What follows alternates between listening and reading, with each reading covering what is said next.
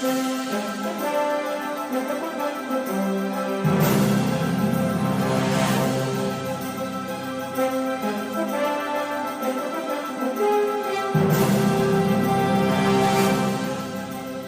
hello again, and welcome to another episode of the Hyperion Adventures Podcast. I'm Tom. As always, I'm with my gorgeous, wonderful, intelligent, extremely hardworking,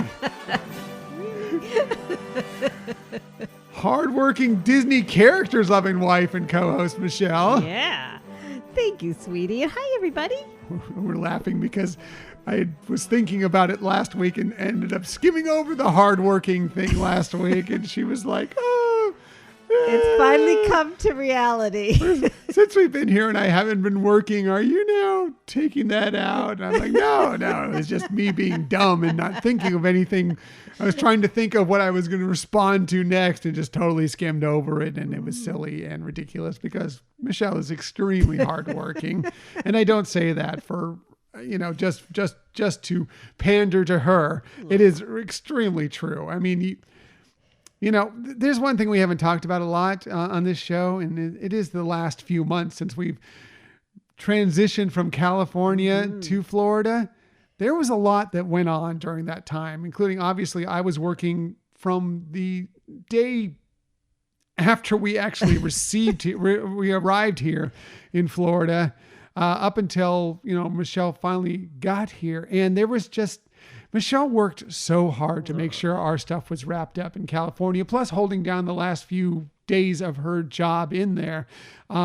You'd all be impressed with her if you heard the story. So just letting you all know that. And it's been a crazy few months, but it's been a really nice few weeks since I stopped doing the post office. Yes. And now I'm in the transition to my new job. Well, that's very sweet of you, honey. It's been a team effort to get this all done.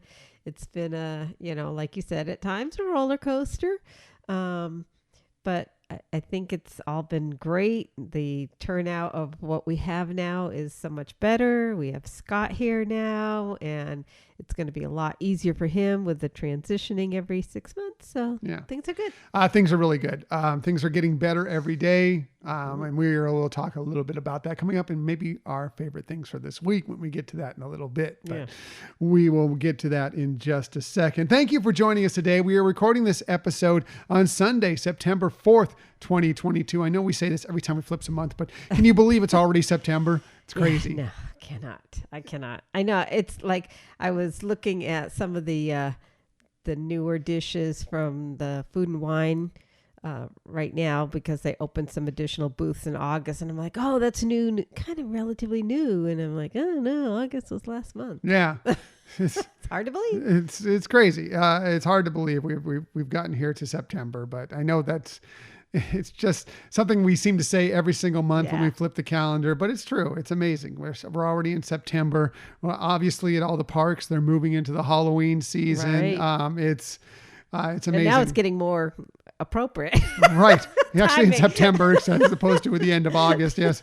But still it's early. It's we're not even close to October yet. Although we'll say that in just a couple of weeks, we'll be like, can you believe it's already October? I know.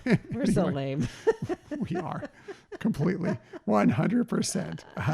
But who's not lame? It is you for joining us today. In the future, you can find us most everywhere you get podcasts. However, the very best place to find us is on our own website, HyperionAdventuresPodcast.com. And while you're there, we would love for you to sign up for our newsletter. Please sign up for the newsletter. Just another great way to be involved in the Hyperion Adventures podcast world. Michelle's done such a great job with it. There's so much more information in it now than when I had the reins on it. It's so full of Michelle-ness. It's great. It's bursting at the seams. You're going to love it. You know that if you've already subscribed. If you haven't, you should check it out. And again, just as Michelle says every time, we don't use that email address for anything else besides the newsletter. That is right. I think I saw something shiny outside there for a second. My mind just like, whoop.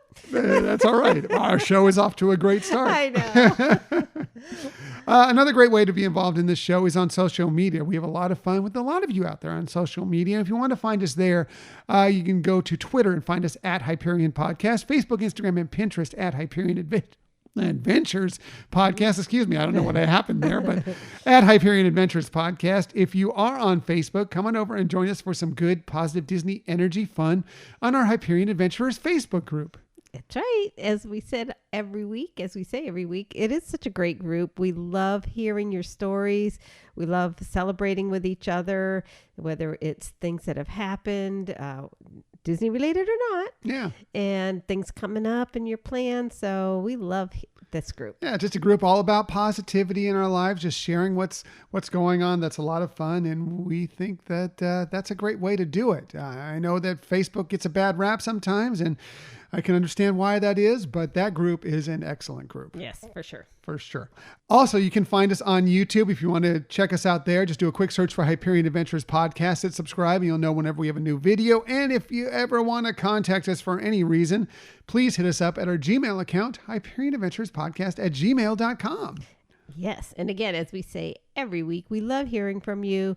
If you have any suggestions, whether it be for the show or the newsletter, anything like that, or any questions about the material we cover, please reach out to us. Yeah. I mean, there's been some experiences like last week when we went to Walt Disney World. We had a lot of new experiences. Mm-hmm. A lot of people have reached out to us and said they've looked to try some of those things that we've done before, like the Wild Africa Trek and so forth. If you have any questions on any of those experiences we had last week and to see if they're right for you, we'd be happy to answer any questions. But anything you want to reach out to us for, the Gmail account is a great way to do that. Now, there are also a couple great ways to support this show and get a little swag out of it at the same time. By the way, I went to our Spreadshirt shop this week and I opened up some new items there. So if you've been there recently, you may want to check it out because there are some new items with our logos there that may be right for you. But you can find us there by going to Spreadshirt.com. Do a search for Hyperion Adventures Podcast. All our stuff will come up there with our various different logos, different colors, different sizes, all sorts of things. An easier even way to do is just go to one of our social media profile pages. We have a Linktree account right there and the link from our Linktree account straight to our Spreadshirt shop. Yeah. Another great way to be involved with this show and get some extra swag out of it as well is to become a Patreon member of the show. All you got to do is go to patreon.com/Hyperion Adventures Podcast. We have tiers starting as low as $2 per month. And when you sign up, you will get a shout out from us. You'll get some great swag out of it. And I'm going to tell you right now, Michelle is working on some things for the show to involve some of our Patreon members. And I have some ideas swimming around as well that may be coming in the near future that we will help to inspire many of you who are already Patreon members, but also some of you who come in the next several months. Right. We really like to express our gratitude towards you. This show is not free for us. We're not trying to make a profit from it. Well, we are trying to make a profit, but we're far from that. Nothing we're getting out of Patreon right now is getting us even close to making a profit. Someday, ideally, yes, we would love to make a profit off this show, but don't see that happening anytime in the very near future. We digress rather quickly here. Anyways, we do appreciate those who are helping support the cost of putting out this podcast, and you're great, awesome people. We do want to have you involved in the show as much as you want to be involved.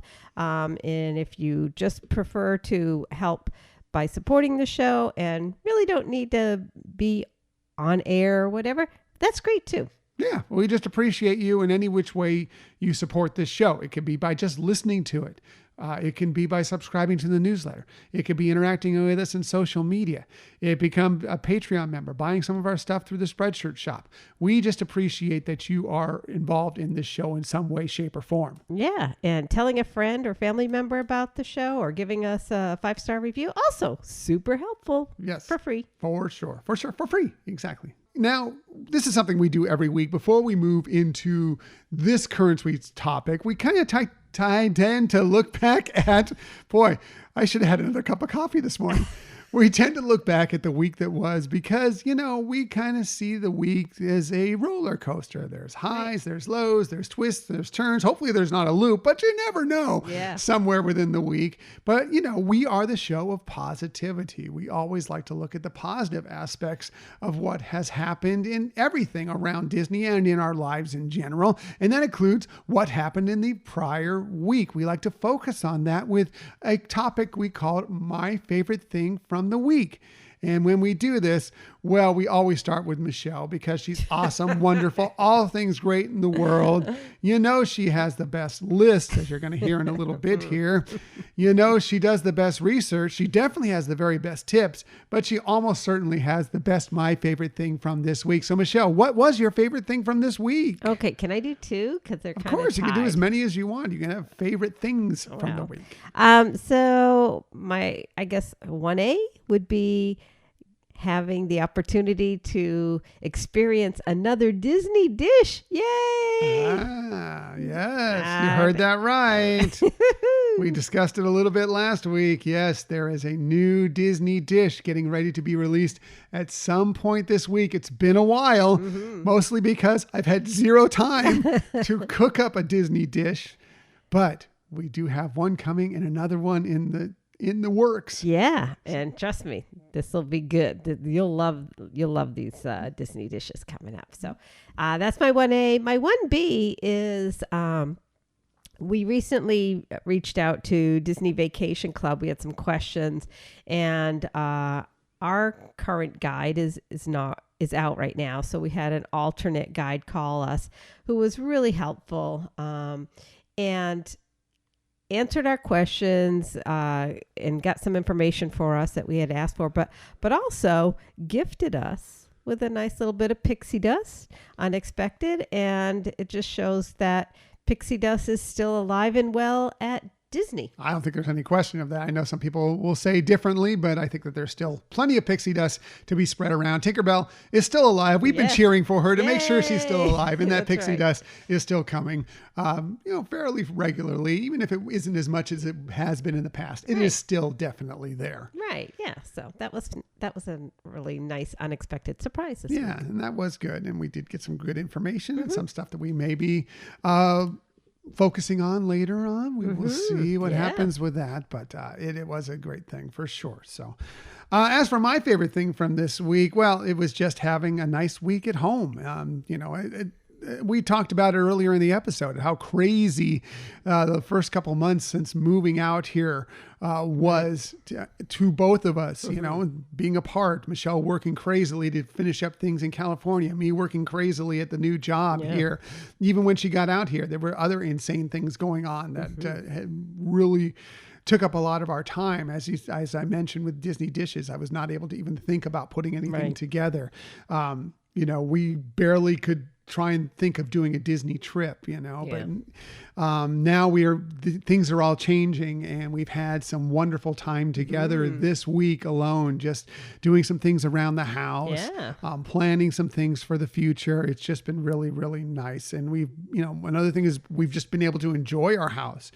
We've had some, I was just explaining to Michelle this morning how much I like looking out our window, and we have a little lake outside our window, and it's almost like our own version of Disney's Animal Kingdom Lodge, because we never know what kind of birds or animals we might see outside on any given time. And it's just been really, really nice. Yeah, that is true. I agree. Likewise, my sentiment. And doing that Disney dish was also nice for me, because it was just good to be able to get back into the realm of exploring cooking as for fun, again as well. I know. It's exciting seeing your giant chopping board back out there. Yes.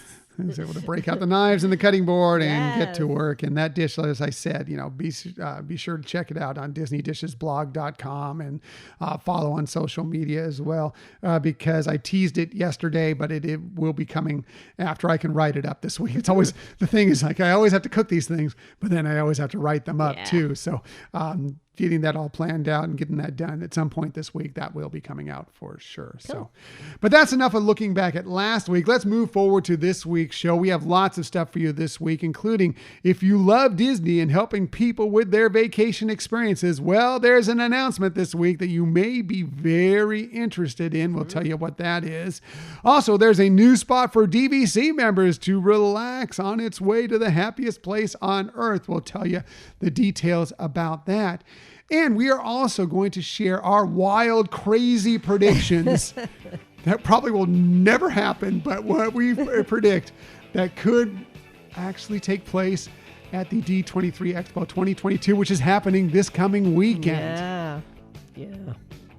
I know, we're a little sad we're not going to be there, but it's going to be a lot of fun and we can't wait to hear what comes out of it. But enough about all that. Let's go ahead and get to our main topic of the week. Working for a living, working for a living, and working. I'm taking what they're giving 'cause I'm working for a living. So yes, for this week's main topic, we didn't mention it earlier. I don't know how we skipped over it, but we hope you're having all a happy Labor Day weekend out there. You're probably listening to this after the weekend, after the festivities have happened, but we hope you had a great Labor Day weekend. But, since it was Labor Day and that all involves with working and the end of summer and everything else, we thought, well, how could we put this together into a Disney topic? Right. And Michelle, as she always does, comes up with a brilliant idea of let's talk about the hardest working Disney character. So that's what we're focusing on this week. And when we do that, well, we like to do our little 5 favorite lists, of course. Now, we didn't have some real parameters to this list when we were going through it. So I don't know exactly how these are going to play out between Michelle and myself. We don't tend to discuss these things at length, go into them. We kind of like to do this on, as we're recording them with our you. Our own interpretations come to light. So we'll see how we go. So what we're going to do is count down our 5 favorites of some sort of working characters with Disney. And whenever we do these lists, we always start with Michelle because she's going to have the most interesting list. I mean, my list, you can predict it going into it. You could probably just write it down on paper right now, seal it up in an envelope, and then pin it to the wall. And then when I get done, it's like, see, I had it. But Michelle's, you would never guess in your lifetime. The whole thing. Maybe you can guess the character or two. The whole thing. Working. No chance. No chance. So, as we said before, she does the best research. She has the best tips. She's bound to have the best list. So, Michelle, what is your number 5 hardest working Disney character? Okay. So here we go. And it started. So I was, like you said, we had it very loose parameters in this. And so I started a list and then I got confused. So I started another list. So I have 3 lists. Of course you do. Of course you do. Not. We've had 2 lists before. I don't know if Michelle's ever had 3 lists. Yeah, I don't think so. So this is, mark this down in Hyperion Adventures podcast history. The day Michelle comes up with 3 lists. A top 5 list. Took us 221 episodes. I'm going to go from 5 lists of our top 5. Our 5 favorite lists. 5 favorite things, yes. So here's where I struggled with it. And maybe you can pick which one is kind of closest to your list so that they're at least on par. So I started with hardest working characters in their everyday life. Like life for them, what they have to do each day is hard because you kind of think of, okay, jobs and stuff like that. But then as I was working, then I thought, oh, wait, maybe it's the hardest working in their jobs. So I created that list. And then I realized, well, we're all things Disney. So should I be touching base and having a hardest worker character from each of the, like kind of the subsections of, Disney, Marvel, Star Wars, Pixar, and Nat Geo. So I created that list. Of course you did. Of course you did. I'm not sure. I just took hardest working character and these are characters I think work really, really hard in their life. So that's kind of where my list is. So the first one, then you think it's the closest with the we'll first see. one? We'll see. We'll All see right. how we line up with one another and we'll see if that's true. All right. So my number 5.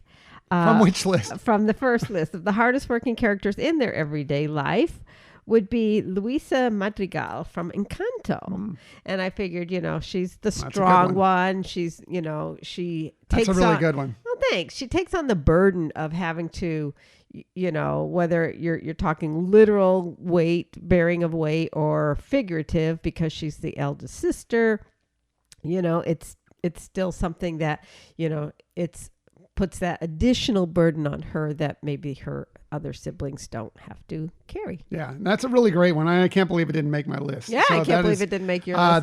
That just basically sinks my whole list, because that should be really, if not number one, very high up there for sure. Yeah, so you think what this list has as number one. Yeah, huh? so that's really good. I like that one a lot. I almost want to replace half my list now because of that.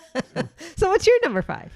My number 5 is Nani from Lilo and Stitch. Oh, because yeah. look, she's a sister who's basically just trying to keep her family together after they lost their parents. Right.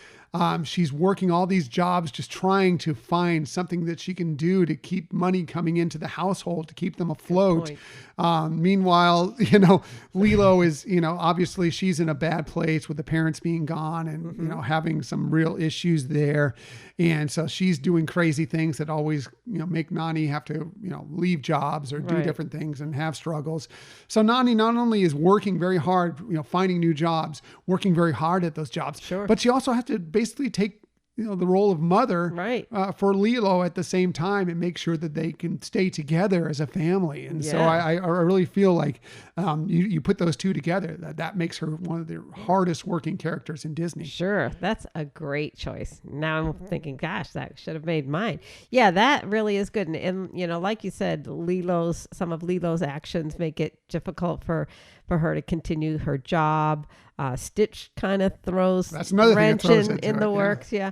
And like you said, the fact that she's now taking on this role of being more the parent, the guardian, and even, at some point she's kind of has to face that she is the sister. And that's an important role too, that she has to also somehow work into that dynamic of that relationship. So good choice. Thanks, honey. So that was my number 5. Do you want to go through your other lists, or you want to do that later after we go through the first Your list? choice. Why don't you just go ahead and we'll go through all your 5s. Okay. So that way we can know if they're on any of them. No, you know what? I take that back. Let's go through this list, because you may start picking off things off of all our lists. If we go through all the lists, we'll go back to your list at the end and see where they stand. How's that sound? That sounds good. Okay. And actually, surprisingly, I don't know that there's any crossover on my list. Yeah, but they may cross over to mine. Yes, so. yes, that's a good point. So, Okay, as you can see, we tend to play these things out as we're recording. So I hope you don't please bear with us on this. So let's go ahead and get to your number 4 then, hardest working Disney character. Okay, so my number 4 hardest working character is Raya from Raya and the Last Dragon.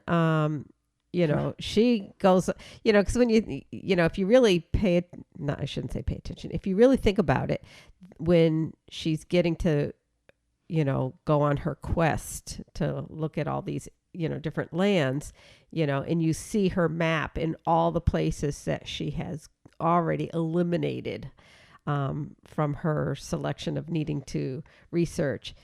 It shows that she's already put in a lot of work. And then you tie in that now once, she has, found her dragon guide, then it's another additional amount of work to try to, bring back what she felt was really, taken away or lost. Right. That's a good one. I mean, obviously the hand she was dealt made her gonna have to go to work because of the fact that was going on in the land there. So, she kind of was forced into that, but that didn't mean that she could have just given it in or tried to hide out or whatever it could be. But she worked as hard as she could to try and, bring it all back together, bring the people back together to save the land. So exactly. No, I don't disagree with you. So well, thank you. Nice. Thank you. Nice pick. So nice your pick. number 4. My number 4 is Wally, of course, from Wally, because look, this robot who's still a guy in my opinion. He got up every day, not, for weeks, not for months, not for years, not even for decades, for centuries, and went to work every day to help kind of clean the planet, prepare it for a possibility of life returning to Earth, after everything kind of just went to pot. Right. All the humans kind of left the planet, and they were left there to try and clean up this mess. That was what their directive was. Exactly. And he continued to work at it, even as some of the other robots that were meant to do the same thing would fall by the wayside. He got up every single day and continued to do it. Work. Yeah. Every single day. And eventually, in a small part, it pays off. Yeah. Yeah. Now that is an excellent one. And not to mention that he's just the most adorable character. Oh, yeah. That too. Love that. He did make one of my other lists, but yeah, that definitely, I hadn't thought about the duration of time in terms of being centuries, just that it was like every day he's doing this no matter what. Yeah. So. And even when, Eve is there and then she gets, when she finds the plant and gets, it's kind of locked into her position, he's working to make sure that she's safe, to try and help her. I mean, he's also working to try and have a date with her, but at the same point, he was working all the way throughout that to try and make sure that she was okay. Yeah. So. Good deal. Good. So that's my number 4. Let's get back to the real list here. Michelle, what is your number 3 hardest working Disney character? So my number 3 is Gamora from Guardians of the Galaxy. I just feel like, again, one of these situations of the oldest sister having to take on some additional responsibilities, having to deal with a lot of personal struggles as well, but still trying to, you saw that she was, trying to do something that was right, and fighting, the big bad evil, which was her, I guess, stepdad or whatever. Yeah, adopted father. Yeah. That, she was struggling from the very beginning of how she was going to prohibit him from carrying out his plan. While still trying to make it look like she was actually playing Supporting along it. with Yes, his plan. Right. Yeah, that's got to be incredibly tough work to kind of balance those two things, and pull it off, and make it believable. Yeah, For as smart a character as Thanos was. Right. Yeah. So. Very good. Anyways, good that's choice. my number 3. Good I'm looking choice. forward to your number 3. My number 3 comes from the land of Zootopia. Yes, it's Judy Hopps. I mean, as we all know from the film, she doesn't know when to quit. That's right. As a bunny who chose a profession that it was basically handled by these giant mammals, she had to work twice as hard, if at least twice as hard as any other to, just make it to the forest, much less to be on the forest. She had to prove herself over and over and over again there.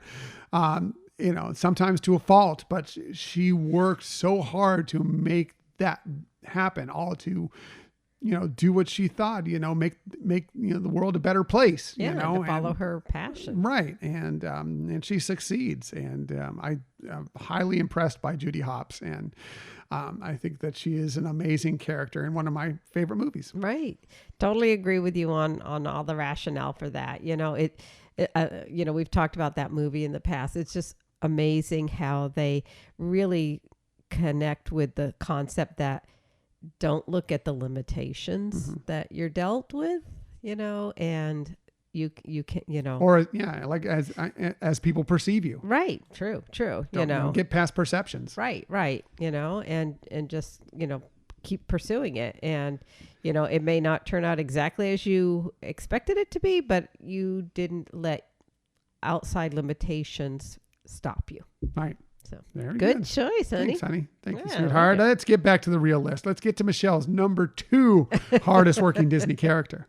So my number 2, and it's more looking at his lifetime of work too, is Woody from Toy Story, our Toy Story franchise, I should say.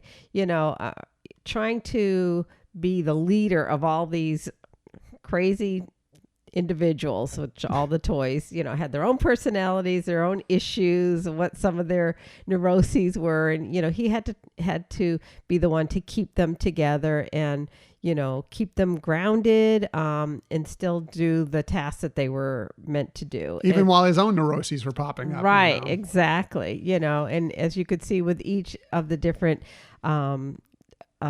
stories or movies that came out about it, it was still something that he had to continually work at and struggle with. Mm-hmm. No, it's a good choice. I like thank that. I like that. I don't know if he's on your list as well, and so I'm sorry if it's a spoiler, but I would give Buzz Lightyear also an equal nod that he was always working in some way, shape, or form. In different ways than Woody, but also working very hard. He's not on my list, but Buzz Lightyear also a very hard worker out of the Toy Story franchise, for sure. Definitely true. So. Good point. Good. So that's a nice number 2 again. All right. Michelle's list, always the best list. My number 2, I mean, he makes almost every list we do here on this show. My number 2 is Goofy. All right. Because look, what hasn't Goofy done? He's played professional baseball and professional football, Golf. When he's not playing professionally, he's learning how to do these things. Yeah. He's also been a child photographer. He's been a toy assembler. These are just a few jobs he's done. He's done so many different jobs within his life in Disney films and shorts. He's also a single dad, who has had to raise his son Max, and he's had to work through that and work to make sure that Max is well taken care of. So that can't be easy as well. The fact that he has to also make sure this family stays together. We see it very much as Max starts to move into his teenage years in a Goofy movie and an extremely Goofy movie, and how difficult that can be. So you add that into the equation, and that makes Goofy an extremely hardworking Disney character. Yeah. That is a great choice. I love it. Yes. You're totally right. He's like you said, he's done everything. And even during the pandemic, he learned things that helped teach us get through some things or laugh a little bit about some of the craziness. So, good choice. He's always learning, he's always doing, and he's always Goofy. That's for sure. Yes. So, love Goofy. So that's my number 2. Let's get back to the real list. And the real number 1, Michelle, what is your number 1 hardest working Disney character? My hardest working Disney character is Cinderella. Ah. I just feel like, that girl's so beaten down and yet she carries out the things that are asked of her. And she just doesn't give up her spirit, although she's struggling with it. And I think there's a lot of characters similar to that we could say the same thing, whether you're talking Belle or something like that. But I just felt like Cinderella kind of represented that as a whole, that, and we see the different, even with whether you're talking the original animated film or the live action film, you kind of really get that. Right. And forced to do it by her, evil stepmother and the stepsisters, the wicked stepsisters, and still, performing these tasks, being basically put into slave labor almost, and doing it still with a song in her heart and a smile on her face. And being put down and, it had to be incredibly difficult. She nearly made my list. She was going to be one of my honorable mentions for sure.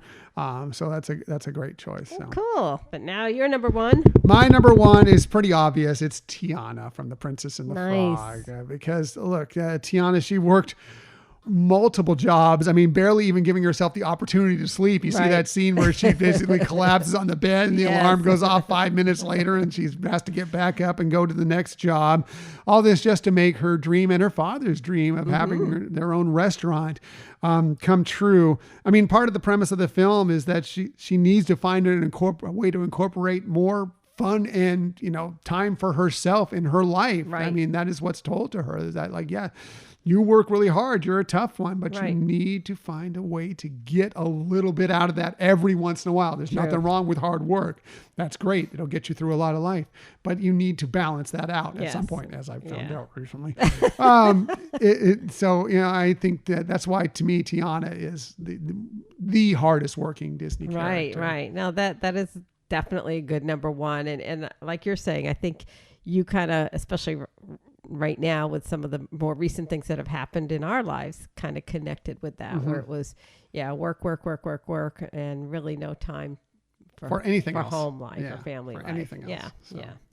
So those are our 5 hardest working Disney characters, at least our first list. Michelle, since we're going to kind of go through honorable mentions, maybe some of them would be ticked off here and we can just go off of your other lists and see if they would fill out those honorable mentions. Okay, sure. So for the, I'll just run through them really quickly. For the hardest working in their job, I had Genie. He, was always having to please others, right? So kind of living that lonely life and lacking freedom. But still, again, very happy individual, realizing he was bringing joy to others. Yeah. So thought that was number 5 for that. Here's where I had Wally. He was in my number 4 on that, and how he, like all the things we said about it. So I won't reiterate that. Number 3 on this one, I put Mulan. She was, not just a hard worker. She was risking her life to do some of the tasks that she took on. She had to perform her duties equal to a man to not be discovered. So, I thought that was, pretty strong reason for her to make that list. Sure. Number 2, I put Black Widow.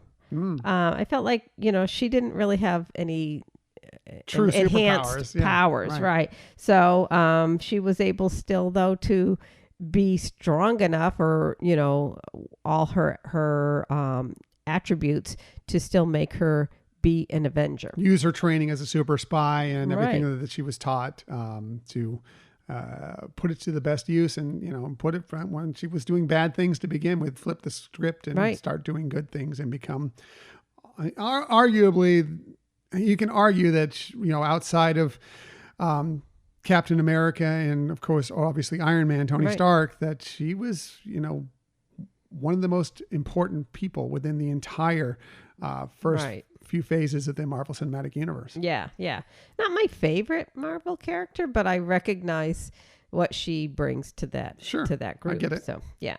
And my number 1 hardest working Disney character in their job was Coach Herman Boone from Remember the Titans. That's a good one. I didn't think about that one. Yeah. I just thought, he was up against a lot of things. I mean, this was based on a true story. Yeah, based on a real person. Yeah. Exactly. So he was up against a lot of issues, whether you're talking racism or dealing with teenage boys and trying to deal with all their things and bringing them to the table. And so I thought he was hard working in his job. That's a good one. I like that one. Yeah. All right. You want the last list? Yes, go for it. All right. The last list of just having a representative from each of the kind of entities.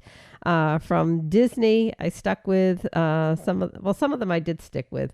Cinderella, with Marvel, Black Widow. Star Wars, I put Mandalorian.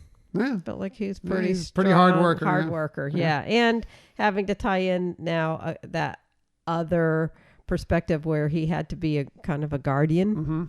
He took on that role. Yeah, father figure, basically. Again, another single dad. Yeah, exactly. From Pixar, I stuck with Woody on that one. And for Nat Geo, I put the coach of the soccer team that was trapped in the cave. Oh, wow. Have you seen either the real documentary of that or the new movie that's been made of that? Right. Insane. It's an insane story if you haven't checked that out. Right. What they went through. And they don't really highlight what the coach did, but if you think of the amount of days, day in and day out, the only adult in that cave with those kids that had to keep them calm, had to keep them optimistic. In the dark. They had barely any light. Yeah. Right. Lacking of food and, good water and things like that. That person is an amazing individual. Yeah. Definitely go check out the documentary for that. That is on Nat Geo. But there's also, it's on a different streaming service. I don't know which one, but there's a movie that was made out of it as well. That's good too. Definitely check it out because that's an incredible story. Yeah.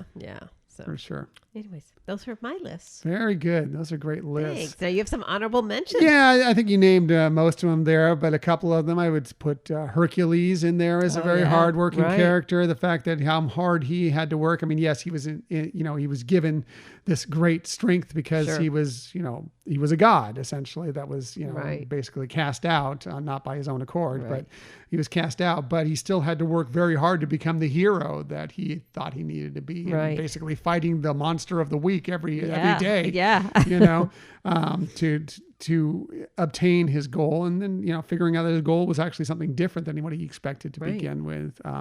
You were talking about Star Wars characters that had to work very hard. How about Rey?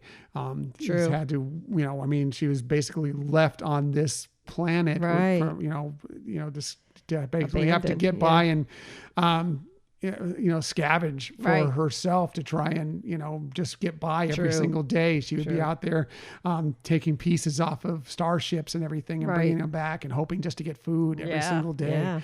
So she had to work tremendously hard to do that. I think I think pretty much everything else I can think of has been named. I mean, you know, characters like Mickey Mouse and Donald Duck have always had to work a lot of different jobs during their times. I think they're important as well.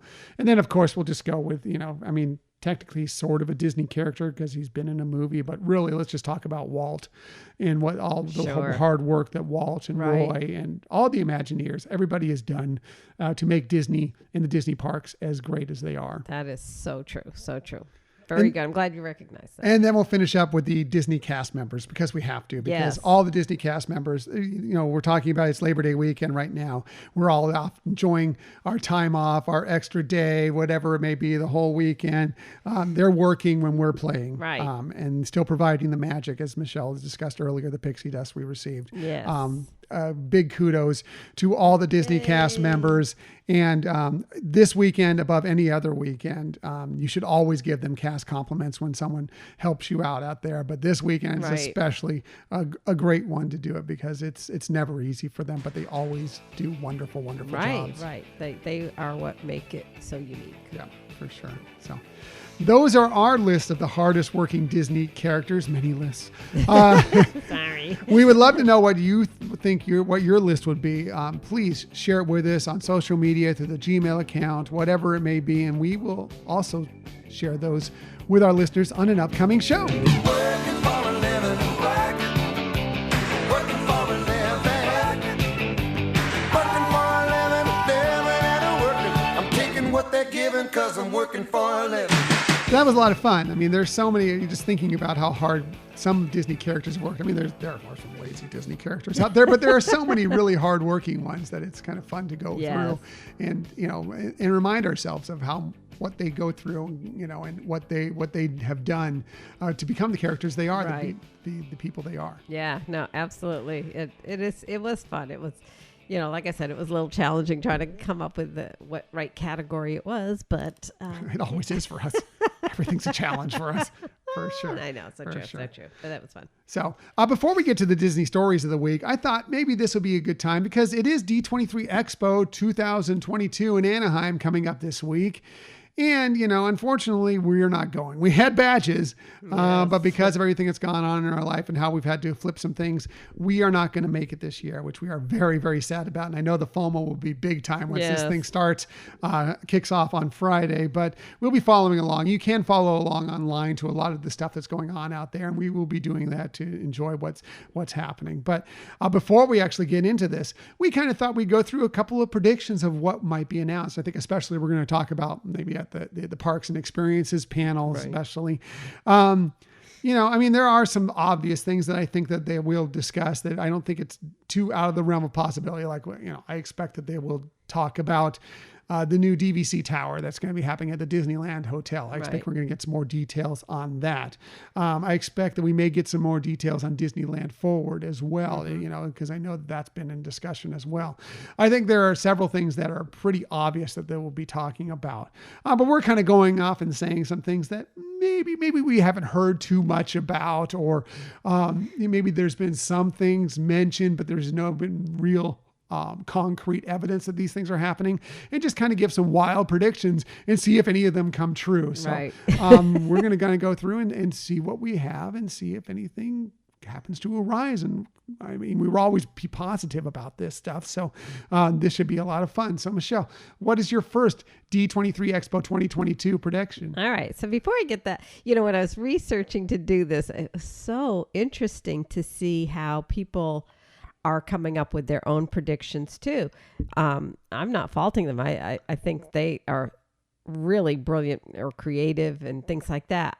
Things I would never have thought of, like really analyzing every poster, every expo poster that's put out there in social media, and and kind of breaking down, what somebody might be wearing, or what character is there, or what two characters are there, and what does that mean. So pretty creative. I give kudos to people who can come up with all those. I didn't do it quite that way. No. I looked for, some telltale signs of things that have been mentioned and thought, is that a reasonable thing to expect? And we're not going to have a long list here, just a few things that we're going to kind of go over. So going on with what you were saying about Disneyland Resort, looking at where the People Mover area was, either refurbishing maybe the People Mover and bringing that back of some kind, or doing something in that space, reimagining something else, but putting some attention to that area that's been kind of just left unattended. Right. My first one is something similar to that, only you're more specific. I'm more generalized in that. I just think that, and I thought we were going to hear this in 2019 and we didn't, but I really believe that this year it's going to happen, because I believe that in both coasts, it has to happen very soon. And that is going to be some sort of reimagining of Tomorrowland. I really believe that we're going to start hearing something. I think that there's a story coming up in a little bit here that may be the first part of that for Disneyland anyway. But I believe that there's some other things that are going to come forward. Definitely Walt Disney World's Tomorrowland needs some major love there. It needs some work, but Disneyland's as well. They both need some work on those spaces. And I think we may find out something at the D23 Expo 2022. Right. It's interesting, of all the lands, that seems to be the one that evolves more. I guess it shouldn't be that interesting, but in that Tomorrowland, it's evolving, right?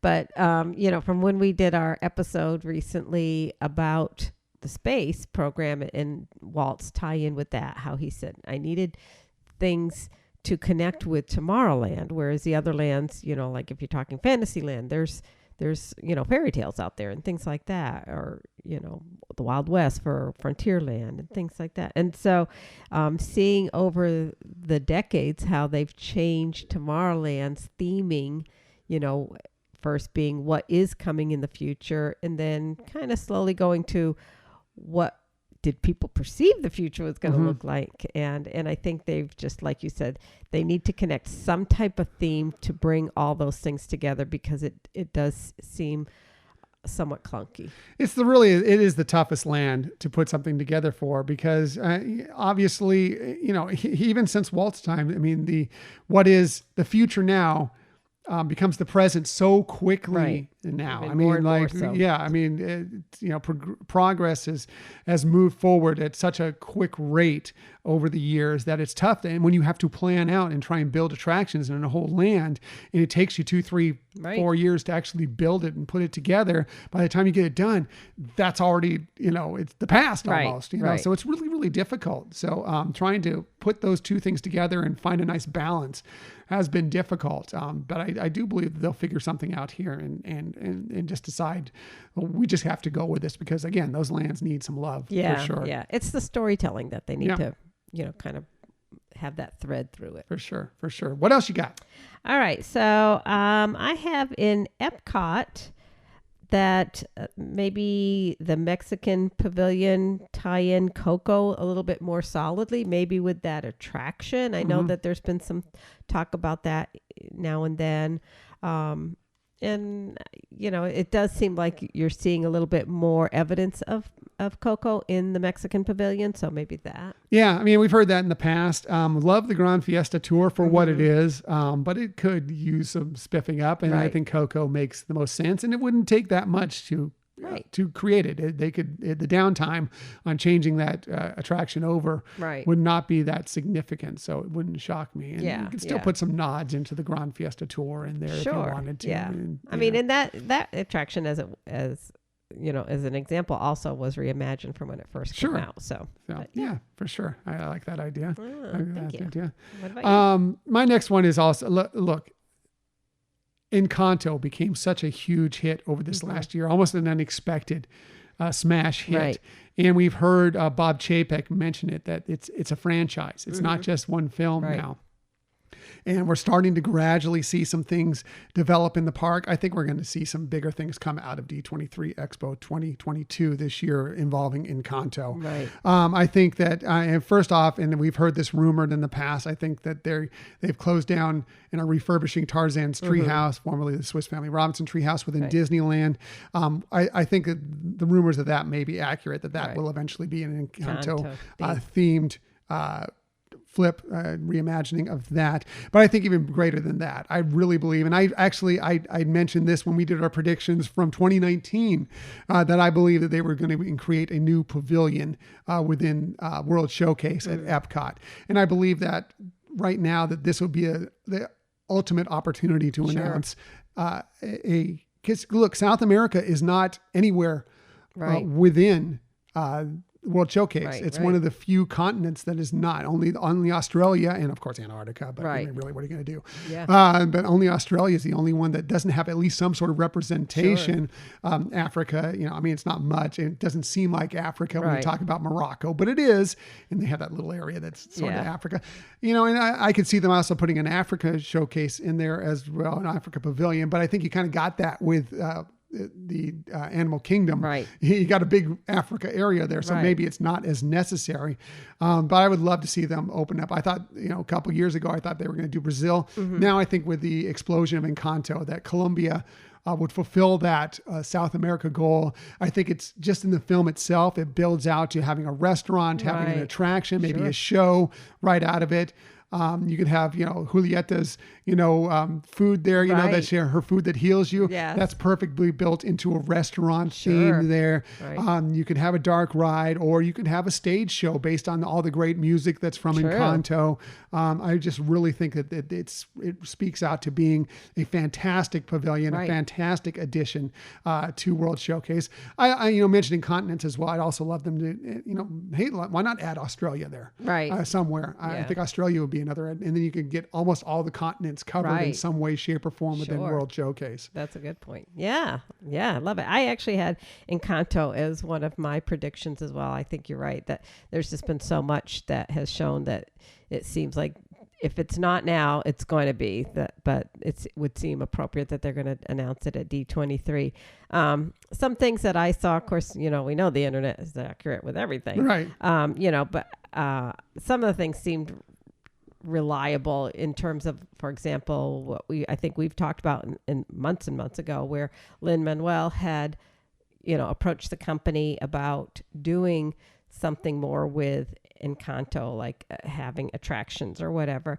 And actually kind of this is the part that I'm not sure was totally a reliable source, where they said Lin was kind of like, they want a movie, another film. And Lin's like, give me some attractions first or give me an attraction and then we'll talk films. So not sure if that's true, but I could kind of, whether it was said in jest or not at all, I don't know. But by the way, I also would not be shocked if there's an announcement of another Encanto film or some sort of project outside of the parks as well. But that's, we were talking mostly about stuff in the parks. Right. So that was one of mine as well. Do you have more? I have just one more really wild prediction that I don't even necessarily believe myself, but I just kind of speculation. Okay. But do you have another one? I have two little ones. Go ahead.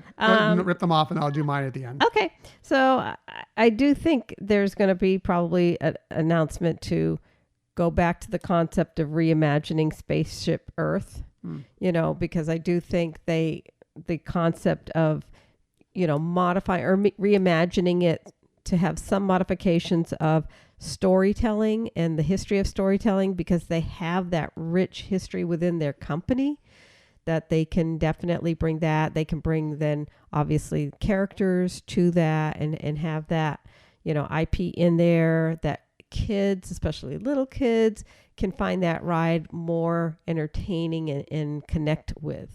Right. And I know that was obviously an announcement they made in 2019 that was the plan. Then they kind of had to shut that down especially when a lot of the stuff they planned to do at Epcot either stalled or they had to really put a pause in it. Right. But they needed to keep that attraction open. That way they had enough stuff going on at Epcot. But I don't think there's any question that at least if nothing else, Spaceship Earth within itself needs a little sprucing up.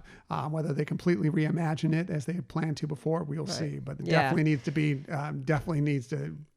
it can use some work. Right. When I reread some of the initial discussion of what they were going to do, like some parts of it would stay the same. It's just what they would show with, like obviously it's focusing on communication, and storytelling is part of communication. And obviously storytelling, whether you're talking about drawing pictures on caves or books and, things like that, the alphabet. But then it goes into other storytelling. So I could see that. Yep. And the last thing, and this is one of those things that I felt strongly too with the people who were talking about the posters, and it seemed like Spider-Man was being featured quite a bit in a lot of the posters about the expo that were being, put out there. And it does seem like maybe whether, like having another one of the web slinger attractions at maybe one of the other parks in Shanghai or Hong Kong or something like that. I mean, they have it in Disneyland Paris, so they already have that technology and blueprint. It does seem like it would be able to fit into some of those other areas, makes sense. other parks as well. And Spider-Man is such a beloved character for Marvel fans of all ages. Yes.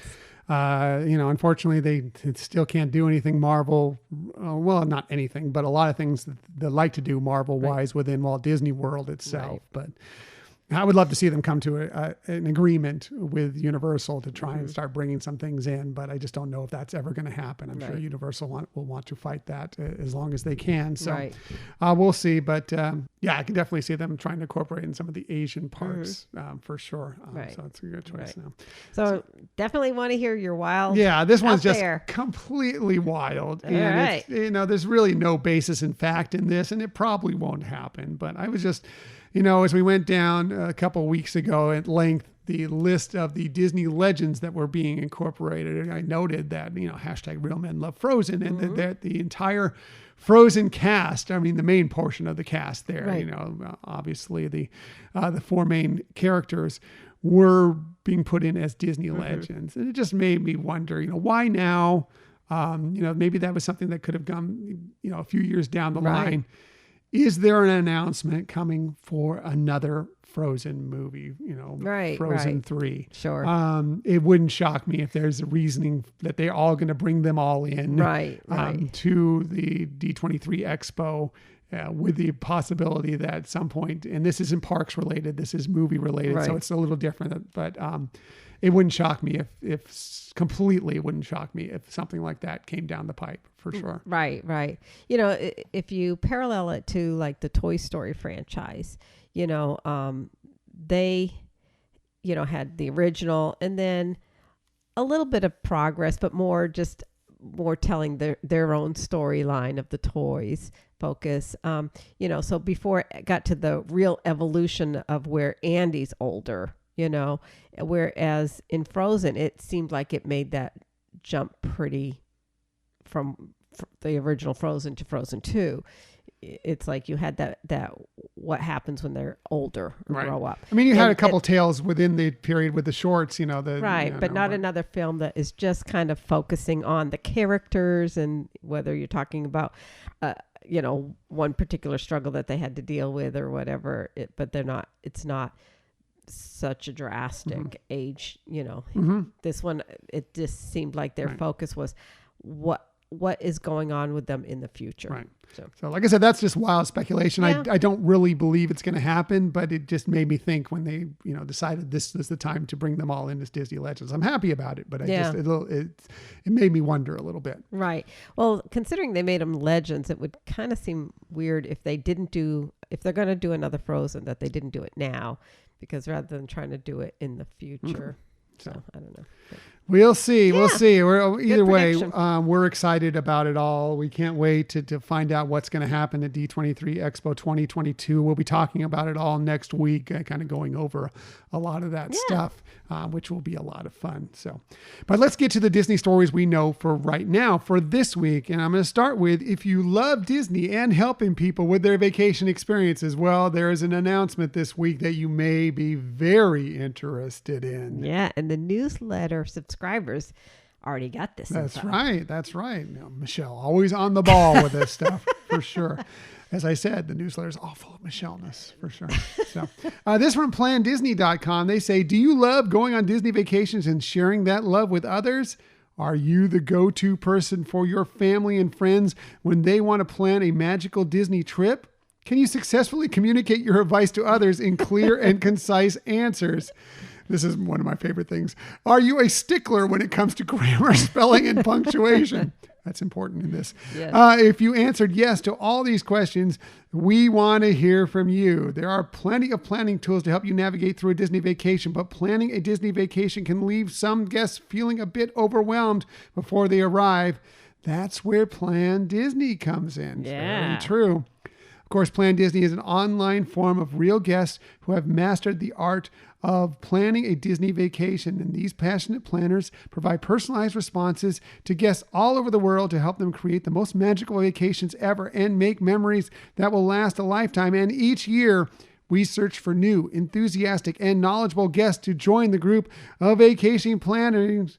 And guess what? That time is coming up again. Yeah. Yes, this year's search for new Plan Disney panelists will kick off at noon Eastern Time on September 7th, 2022, and run through noon Eastern Time on September 13th, 2022. So if you fit the bill for all of these, you may want to think about becoming a Plan Disney member, or at least giving it a shot to try and join that panel. Right. Keep in mind that it's not paid. They do provide you with training, though, where you actually have to. In fact, that's part of, the requirement that you have to go to that training, which is in December. And this year it's at Disneyland. And you also have to, and you'll get also a vacation for your family. The training will just be you. You'll be going Right. out there with the other panelists to learn. Yeah. But then later Sans on, family. Yeah, later on they gift you for doing this job. Right. A vacation with you and your family. Right. So, that's, and then I do see a lot of throughout the year that they do have some get-togethers with panelists. I don't know that that's mandatory or just more that, you're invited if you want to get together, and they do some additional letting you try out new things and being able to talk about it. They have a podcast now. What? No, they don't. We have no competitors. I know. So, and then they do from time to time, they also do some on their social media, release some videos of tips and things like that. But it's also something you have to realize the time commitment. I think they, said they give like an average amount of letters to respond to each week. And if you think about it, that each letter, when I was looking at some things, I saw that they said it takes usually about half an hour to an hour per letter. Depending on how much research you have to do Right. into it, if you have to ask them questions of some other people within the Disney company. Exactly. And then, also just even the posting of it with the, selecting pictures and things like that. So, it's not quick, It is work. It's added work. It's added work. But, if you're that type of person who just loves to help give ideas for people for planning trips or answering their questions, then give it a shot. Yeah. And, there are, like Michelle said, there are some perks that come out of it. I mean, like I said, it's not a paid position, but there are some perks that could come out of it. There are some connections you can make as well. And it's just, you're just being a helpful person. And there's some great communities out there of people who are trying to become this, have been doing it for years, trying to become part of the Plan Disney panel. And you can find a lot of them through social media channels, and they are great follows. Right. Very Yes. supportive. They will root you on throughout it. We've been a part of it. We tried, before we started this podcast, we did submit to try and become Plan Disney panelists. Yeah. You made it further along. You Didn't make it, but and we decided that this was a better way for us to, try and help people, Right. and just fulfill our time more in a way that we enjoy. But we give a lot of credit to all the Plan Disney panelists and all the prospective Plan Disney panelists. Right. And we also understand, for those who don't make it, how crushing that can be. Yes, we also know that feeling. Yes, for sure. But definitely, if you think this might fit for you, we definitely recommend, if nothing else, for the experience. But yeah, it can be a little soul crushing when you get that nope, sorry you didn't make it this year. Yes. Letter, email. But it still is a lot of fun. And again, like I said, if you join some of these groups, Facebook groups, whatever, there are some wonderfully, wonderfully supportive people out there and we've made some connections with some of these people out there. Some of them listen to our podcast. Hello. Yes. That we made connections with through those Facebook groups. Exactly. So definitely give it a shot. Again, the search goes on. It starts at noon Eastern time on September the 7th, 2022, and runs through noon Eastern time, September 13th, 2022. What you'll do is you'll pick a specialty, whether it be Walt Disney World, Disneyland, Disney Vacation Club, or Disney Cruise Line. I believe those are the four that they have available now. And then they'll kind of answer they'll give you some questions that you'll give written answers to within a certain amount of words. You only have a certain amount of words that you can use to answer those questions. And then you'll submit them. You'll have that time within that to kind of go through them. You can change them up as you want. And then submit them. And then you'll see if you make it through the second round. The second round will have more questions and a video, I believe. And if you make it through that one, then the next one is a phone interview with some people there. So good luck to all the prospective Plan Disney panelists out there, for sure. And let us know if you're trying for it so we can root you on too. Absolutely. We root you all on. We think you guys are fantastic. Anybody who wants to put out that effort and not be paid for it, to take that time out to help people, it is a wonderful thing for sure. Exactly. Yeah. So moving on, there's a new spot for DVC members to relax on its way to the happiest place on earth very soon. Yes, this is exciting. This from the Disney Parks blog. They said they're thrilled to share that Disney Vacation Club is now developing its first member lounge at Disneyland Resort in California. It's going to be called Disney Vacation Club Starview Station and is anticipated to open in the first half of 2023. Yeah. Of course, now that we're here, but like you said, we'll have something to look forward to. Well, it used to be like, we would just be excited when we come to Epcot. And we have the DVC lounge there. We're still excited when we can go to the DVC lounge at Epcot. Now, when we trips to Disneyland, we're going to have that opportunity there. And that is fantastic. I actually wish they had one in every park. I think it'd be a fantastic thing in an addition for DVC members. But this is great news as at least a start. And like I said, I mentioned earlier in my predictions as far as developing Tomorrowland. I wonder if this is the first of some dominoes to fall within some changes within at least Disneyland's Tomorrowland. The story went on to say that the new lounge location will be in the heart of Tomorrowland at Disneyland Park in the space on the second floor of Star Wars Launch Bay building. As soon as they've said that, it totally makes sense. There's this upstairs area that they've kind of opened up some shops up there. There's like when we went to Galaxy's Edge for the first time, we were herded up there to get our bands, our little bands that said we were okay to go in for the preview of Galaxy's Edge and stuff. So it's kind of just been an unused space. So it makes total sense. They say the sleekly designed space will be home to a dedicated Disney Vacation Club member services team, as well as plenty of casual seating, complimentary Wi-Fi, device charging stations, and more. The new lounge will be open daily during scheduled hours to eligible Disney Vacation Club members with valid park tickets and reservations to Disneyland Park. I'm very happy about this coming in the future. Yeah, and just seeing some of the concept art for it, it really looks cool. Right. Love it. Yeah, can't wait to experience it ourselves. We're already, plotting out, and we'll be obviously going to visit Southern California, still have family there, and we'll be visiting there fairly often, and that will definitely be one of the spots we'll be hitting up for sure. So that's it for the Disney stories of the week. However, we never leave you without giving you some sort of tip that might help you on your next vacation. And when we do this, we always start with Michelle because she's wonderful, gorgeous, all things great in the world. You heard earlier, she has the very best lists. She also does the best research. Maybe quantity and not quality. I don't know. It's still the best. However you want to rate it, still the best. But we know also that she has the very best tips. So let's get to it. Here's Michelle's tip of the week. Oh, well, you're sweet. So this is actually kind of a little tip, but I think one that could help a lot of people. So as you know, you can no longer bring ice into the parks, you can have a cooler, but not with loose ice. You have to use like ice packs. So this is for people who may be staying on property and have those ice packs, but you might be staying in a room that doesn't have a full refrigerator. So anything less than a 1-bedroom or above. Sometimes those little refrigerators don't have freezer. Sometimes they do, but it's not closed. You can actually give it to the Bell services staff, and they will freeze it for you overnight. Wow, that is a really good tip. Yeah, because I know we do that. We use chill packs very often. And I mean, just this last time we had, the one stay at Bay Lake Towers and one stay at Animal Kingdom Lodge, and both weren't in suites. They were in the studios. And they did have a little freezer section within Bay Lake Towers. They did not have one in Animal Kingdom.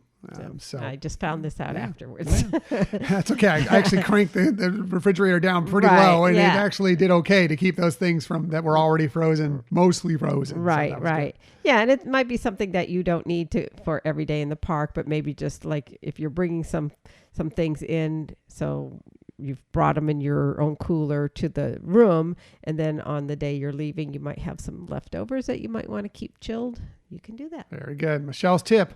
Always the best tip. You're sweet. My tip this week, I was going to do another one, but I was just thinking about, since we're leading into D23 Expo 2022, I just wanted to do a couple quick tips going into that, especially if it's your first time ever going. Please be aware you will wait in many, many lines. So be prepared for that. Bring along things that will help you within the lines, whether it be some little snacks, whether it be a seat cushion, because you could be sitting on some concrete at times. If you can fit something in there, maybe something that you can blow up, it might be helpful to you as well. And maybe a little something to do if you're with your family, your friends, if you have some little ones with you, to kind of keep them entertained during times. If you do have people with you in those lines, feel free to have one of you stay in line, the other one, go off and check out some things and come back. Just verify with the staff there that that's okay, that you can do that everything will be okay. Maybe some timing, because you don't want to have one go in and the other one not make it into that panel. Don't expect that you're going to make every big panel, especially if you didn't get one through the reservation process here. You probably will not make every big panel. Focus on the ones you want to really get to, the biggest name panels, and shoot for that, whether you have to stay overnight, whether you have to line up early in the morning for the afternoon panels. Then you might be able to make it into those, but know you're going to be waiting a long time for those. But even if you don't make those giant panels, don't let that ruin your time, because there are great other smaller panels that you can make it to that are maybe not quite to those level, but you will get equally entertained and learn some new things out of them. They're fantastic. Some of the smaller panels are some of the best panels. They may not get all the pub, but they are fantastic. Exactly. And even if you don't make any panels, there are lots of great things to check out around the D23 Expo, whether it be the shopping. I mean, yes, some of the bigger stores are going to be tough to get into, but there's all sorts of lots of little other stalls that you can go to and find some great steals. Or at least deals. We got luggage there when we were there last time. We got our Mickey waffle maker when we were there last time. But there's even littler things like it's a great place to pick up pins, especially for trading, because they have all these pins, Disney pins, that you can get for a really low price, and then use those within the parks or with friends or whatever to trade up to greater pins. But they also have some limited edition pins that maybe you missed out on that you may be able to find there for a good deal. There's all sorts of interesting books, comics, all sorts of interesting things to go through there. They have usually some sort of parade at a couple times throughout the day. Usually has some sort of celebrity involved with it, but it's a lot of fun for everything else that's involved around Disney that is entertaining to check out as well. So just explore, enjoy, bring your patience, especially with the volunteers that are helping you there, because they're going to have a difficult time as well, herding everybody around. Just be patient, have a good time, look at the positivity, enjoy it all. Just taking in the cosplay can be a lot of fun. But, I was just going to say that. It's a great time if it is what you make out of it. Right. Yeah. So just kind of echo what you said. There's just it's so stimulating that just find some things that you enjoy, and you'll be amazed how, even like Tom said, if you're not making it into the big panels, how you can still have a lot of fun. The other thing is, being, it's that golden rule. Being kind to other people around you can have a real payoff.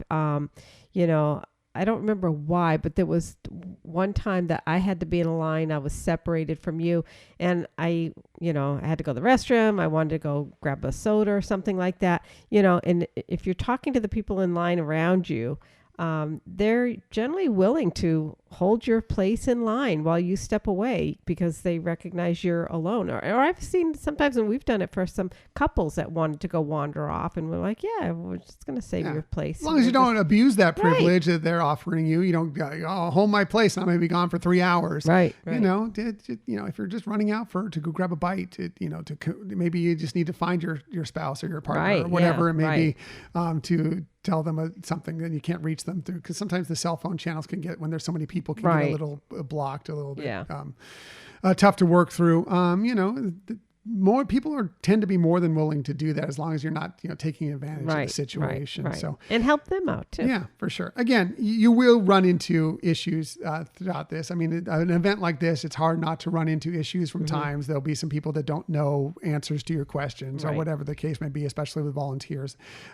But just be courteous. And again, make the best out of it. Laugh at some of the things that go a little wrong. They're great. Sometimes the things that go wrong are the best stories to tell later on, especially if they end up working out in the end. So just have fun with it. Enjoy it. Know that there's a lot of like-minded people out there that are full of positive Disney energy as well. And just have a great time. And I hope that you'll share those experiences with us through our social media channels, through the Gmail account, whatever. We want to hear about your experiences at the D23 Expo 2022.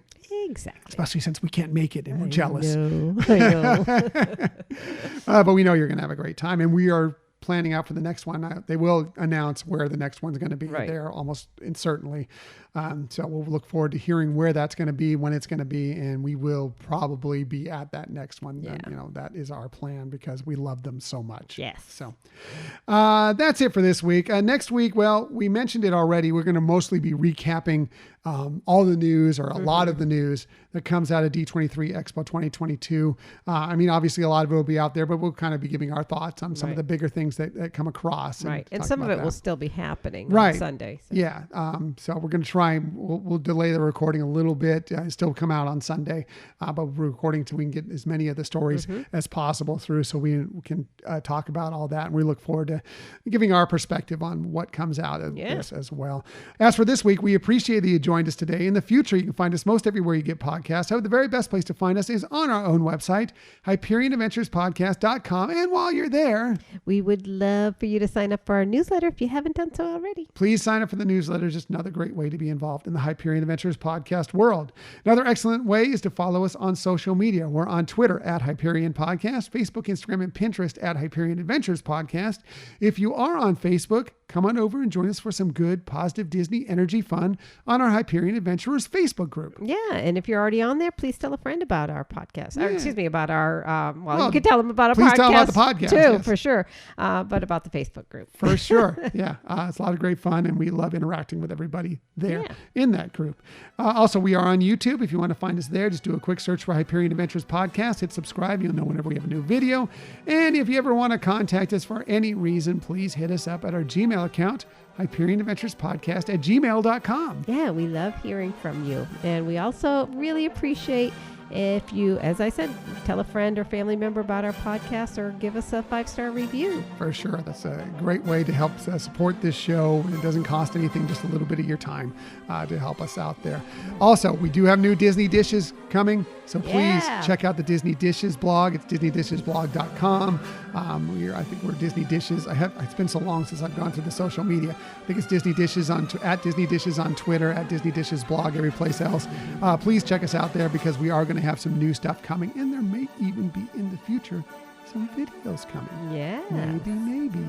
We'll tell you more about that as that progresses, but we're well ahead of that right now. But you'll want to be aware of that if that does happen. So that's it. Thank you for listening to another episode of the Hyperion Adventures podcast. We look forward to sharing some time with you again next week. Until that time, I'm Tom. I'm Michelle. And we hope that you have a magical week.